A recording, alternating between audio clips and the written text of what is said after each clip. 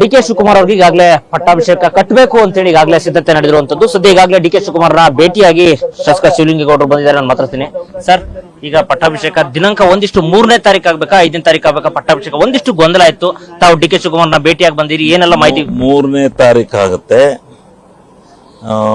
ಪೊಲೀಸ್ನವರು ಈಗಾಗಲೇ ಅವ್ರಿಗೆ ಬಂದಿರೋ ಮಾಹಿತಿ ಪ್ರಕಾರ ಬಹಳ ಬಸ್ಸು ಹೊಂಟಿದ್ದೇವೆ, ಸಾವಿರಾರು ಬಸ್ಗಳು ಅಂತ ಗೊತ್ತಾಗಿದೆ. ಅದರಿಂದ ತೊಂದರೆ ಆಗ್ಬಹುದು ಅಂತೇಳಿ ಅವರು ಟ್ರಾಫಿಕ್ ಇದರಿಂದ ಬಹುಶಃ ರಾಜಭವನದಲ್ಲೇ ಮಾಡ್ಕೊಳ್ಬೇಕು ಅನ್ನೋ ತೀರ್ಮಾನಕ್ಕೆ ಬಂದಂಗೆ ಕಾಣುತ್ತೆ.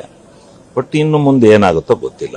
ಸರ್, ಇವತ್ತು 4 ಗಂಟೆಗೆ ಶಾಸಕಾಂಗ ಪಕ್ಷದ ಸಭೆ ಕಡೆ ಶುರುವಾಗ್ತಾ ಇದೆ. ಅದರಲ್ಲಿ ಸಾಕಷ್ಟು ಸಚಿವರು, ನಮಗೂ ಕೂಡ ಸಚಿವ ಸ್ಥಾನದ ಆಕಾಂಕ್ಷೆಗಂತ ಲಾಬಿ ನಡೆಸಿದ್ದಾರೆ. ಮೊದಲು ಶಾಸಕಾಂಗ ಪಕ್ಷದ ನಾಯಕರನ್ನ ಆಯ್ಕೆ ಮಾಡ್ತಕ್ಕಂಥದ್ದು, ಆಮೇಲೆ ವರಿಷ್ಠರು ಇವರು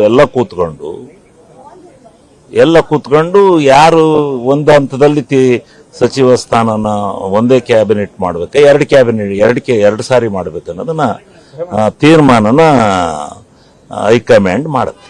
ಹಾಸನ ಭಾಗದಿಂದ ಶಿವಲಿಂಗೇಗೌಡರಿಗೆ ಈ ಬಾರಿ ಅಂದ್ರೆ ಡಿ ಕೆ ಅವರ ಅಧ್ಯಕ್ಷತೆಯಲ್ಲಿ ಸಚಿವ ಸ್ಥಾನ ಆಕಾಂಕ್ಷಿಯಾಗಿದ್ದಾರೆ ಅಂತೇಳಿ ಮಾಹಿತಿ ಗೊತ್ತಾಗ್ತಿರುವಂತದ್ದು. ತಾವು ಈಗ ಅವರು ಹಾಸನ ಜಿಲ್ಲೆನಲ್ಲಿ ನಾನು ಒಬ್ಬನೇ ಶಾಸಕ ಇರ್ತಕ್ಕಂಥದ್ದು. ಅದರಿಂದ ಜಿಲ್ಲೆಯ ಸಂಘಟನೆ ದೃಷ್ಟಿಯಿಂದ, ಪಕ್ಷದ ಬೆಳವಣಿಗೆ ದೃಷ್ಟಿಯಿಂದ ಒಂದು ಸ್ಥಾನ ಕಲ್ಪಿಸಬೇಕು ಅನ್ನೋ ರಾಜಕೀಯ ಲೆಕ್ಕಾಚಾರ ಇದೆ. ನೀವು ಸರಿ ಮಾಡ್ತಾರೆ ಅಂತ ಭಾವಿಸ್ಕೊಂಡು ತಾವು ಅವಾಗಲೇ ಒಂದೇ ಒಂದು ಮಾತು ಹೇಳ್ತಾ ಇದ್ರಿ, ನಾನು ಕೂಡ ಸಚಿವ ಸ್ಥಾನ ಆಕಾಂಕ್ಷಿಯಾಗಿ ಪಟ್ಟಿಯಲ್ಲಿದ್ದೀನಿ ಅಂತ ಹೇಳಿದ್ರಿ. ಅಂತ ಹೇಳಿಲ್ಲ, ನಾನು ಪಟ್ಟಿಲಿದ್ದೀನಿ ಅಂತ ನಾನೇನು ಪಟ್ಟಿ ನೋಡಕ್ ಹೋಗಿಲ್ಲ. ವಾತಾವರಣ ಇದೆ ಅಂತ ಹೇಳಿದೀನಿ. ಎಲ್ಲ ಏನಂತ ತಿಳ್ಕೊಂಡು ಹೇಳ್ತಾರಲ್ಲ, ಅದ್ರ ಮೇಲೆ ನಾನು ಇದೆ ಇರಬಹುದು ಅಂತ ನೆನ್ನೆ ನಾನು ಡೆಲ್ಲಿಗೆ ಹೋಗಿದ್ದೆ. ಇಲ್ಲಿ ಎಲ್ಲ ವರಿಷ್ಠರನ್ನ ಎಲ್ಲಾರನ್ನು ಭೇಟಿ ಮಾಡಿದೆ. ಯಾವ ಒಂದು ಸಚಿವ ಸ್ಥಾನಕ್ಕೆ ತಾವು ಇದು ಮಾಡಿದ್ರಿ? ಆ ಕಡೆ ಯಾವ ಸಚಿವ?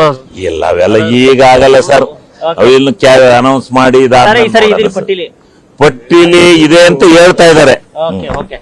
ಇದಿಷ್ಟು ಶಿವಲಿಂಗೇಗೌಡರ ಅವರ ಮಾತು. ಕ್ಯಾಮ್ರಾ ಪರ್ಸನ್ ಲಕ್ಷ್ಮಣ್ ಜೊತೆ ಮಂಜುನಾಥ್ ಸಕ್ರಾ, ಫ್ರೀಡಂ ಟಿವಿ, ಬೆಂಗಳೂರು.